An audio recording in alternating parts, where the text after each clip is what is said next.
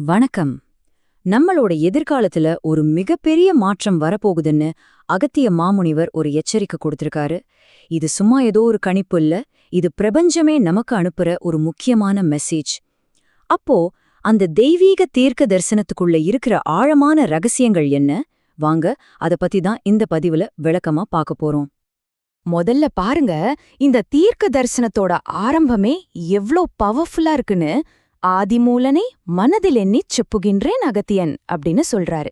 இதுக்கு என்ன அர்த்தம்னா, நான் சொல்றது என் சொந்த கருத்து கிடையாதுப்பா, பிரபஞ்சத்தோட மூல சக்தி கிட்டே இருந்து வர்ற வார்த்தைகள் அப்படின்னு அழுத்தம் திருத்தமா சொல்றாரு. இதுவே இந்த எச்சரிக்கைக்கு ஒரு பெரிய நம்பகத்தன்மைய கொடுக்குது இல்லையா? அதோட இந்த தீர்க்க தரிசனம் எங்க எப்போ சொல்லப்பட்டதுங்கிறதும் ரொம்ப முக்கியம். இது ஏதோ ஒரு பொதுவான நேரத்துல சொல்லப்படல. சரியா ஜூலை 22, 2025 திருமலை திருப்பதிங்கிற ஒரு புனிதமான இடத்துல அகத்தியர் சொன்ன ஒரு புது வாக்கு இது. சோ இதுக்கு ஒரு தனிப்பட்ட முக்கியத்துவம் இருக்கு.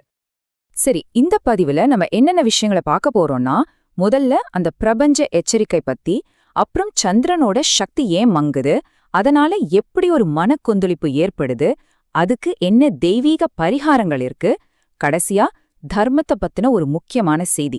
இந்த 5 விஷயத்தையும் ஒன்னொன்னா பார்க்கலாம். முதல்ல சந்திரனின் மங்கும் சக்தி. மனுஷங்க மத்தியில வரப்போற குழப்பத்துக்கு அடிப்படையான வானியல் காரணம் என்னன்னு இப்போ பார்க்கலாம். இப்போ ஒரு முக்கியமான கேள்வி வருது. எதுக்காக திடீர்னு மனுஷங்க மத்தியில இவ்ளோ பெரிய மனக்குழப்பம் வரணும்? இதுக்கான பதில அகத்தியரோட தீர்க்க தரிசனம் ரொம்ப தெளிவாவே விளக்குது. சந்திரனோட பவர் எப்படி குறையுதுன்னு புரிய வைக்க அகத்தியர் ஒரு சூப்பரான உதாரணம் சொல்றாரு. ஒரு வண்டியோட ஹெட்லைட் மேல தூசி படிஞ்சா அதோட வெளிச்சம் எப்படி மங்கி போகுமோ, அதே மாதிரி சந்திரனோட சக்தியும் மங்க ஆரம்பிக்கும்னு சொல்றாரு. பாத்தீங்களா, எவ்ளோ பெரிய ஒரு வானியல் விஷயத்த எவ்ளோ சிம்பிளா நமக்கு புரிய வச்சிட்டாரு. சரி, இந்த சக்தி மங்குறதுக்கு காரணம் என்னன்னு கூட சித்தர் சொல்லியிருக்காரு. நம்ம மில்கி வே கேலக்சிலேருந்து வர காஸ்மிக் டஸ்ட், அதாவது பிரபஞ்ச துகள்கள் சந்திரன் மேல படியுதான்.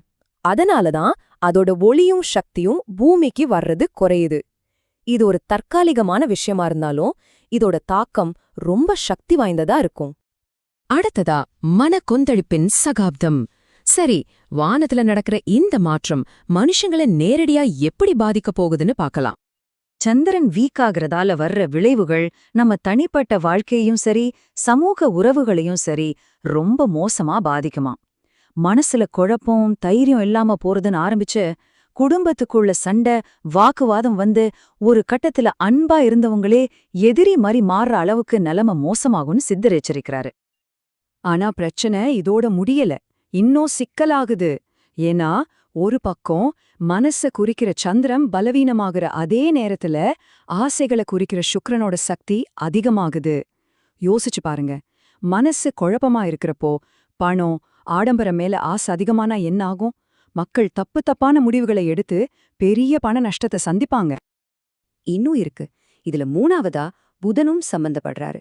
ஜோதிடப்படி சந்திரன் மனசன்னா புதன் அறிவு. அப்போ மனசே பலவீனமா இருக்கும்போது நம்மளோட பகுத்தறியும் திறன், அதாவது புதனோட சக்தியும் ஆட்டோமேட்டிக்கா குறைஞ்சிடும். இது ஒரு செயின் ரியாக்ஷன் மாதிரி. சரி, இப்போ தெய்வீக பரிகாரங்களின் பாதை. இவ்ளோ பிரச்சனைகள் இருக்கு, இதையெல்லாம் தாண்டி வர்றதுக்கு அகத்தியர் என்ன வழிகாட்டுறாருன்னு இப்ப பார்க்கலாம். அகத்தியர் ஒவ்வொரு பிரச்சனைக்கும் ஒரு குறிப்பிட்ட தெய்வீக தீர்வையும் சொல்றாரு. பாருங்க, ஒவ்வொரு கிரக பாதிப்புக்கும் அதுக்கு சம்பந்தப்பட்ட ஒரு பவர்ஃபுல்லான கோவிலுக்கு போய் வழிபட்டா அந்த நெகட்டிவ் எஃபெக்ட்ஸ குறைக்க முடியும் சொல்றாரு. உதாரணத்துக்கு, மனக்குழப்பம் வரதுக்கு காரணம் சந்திரன் இல்லையா, அதுக்கு சந்திரனோட ஸ்தலமான திங்களூருக்கு போக சொல்றாரு. குறிப்பா நம்ம மனக்குழப்பத்துக்கு காரணமான சந்திரனை ஸ்ட்ராங் ஆக்குறதுக்கு சில சிம்பிளான வழிகளையும் சித்தர் சொல்றாரு. அடிக்கடி திங்களூருக்கு போங்க, அங்க கொஞ்ச நேரம் அமைதியா உட்காருங்க, சந்திர பகவானுக்கு ஒரு தீபம் ஏத்துங்க, அப்புறம் சந்திரனுக்கான காயத்ரி மந்திரத்தை சொல்லுங்க.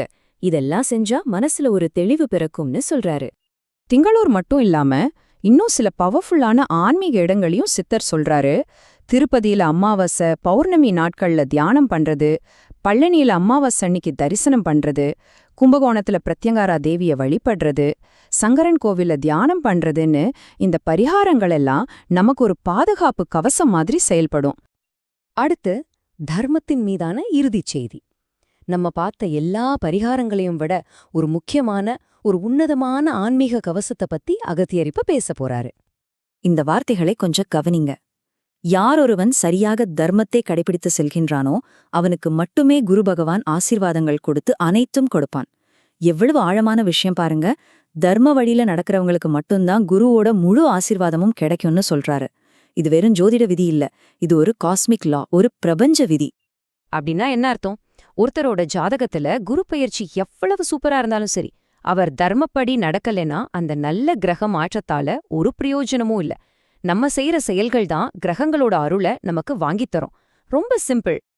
கடைசியா இந்த கஷ்டமான காலத்து கடந்து போறதுக்கு சித்தர் நமக்கு கொடுக்கற ஒரு பெரிய கிஃப்ட் என்னன்னு தெரியுமா? பக்தி யோகம், அதாவது பக்தி மார்க்கம்.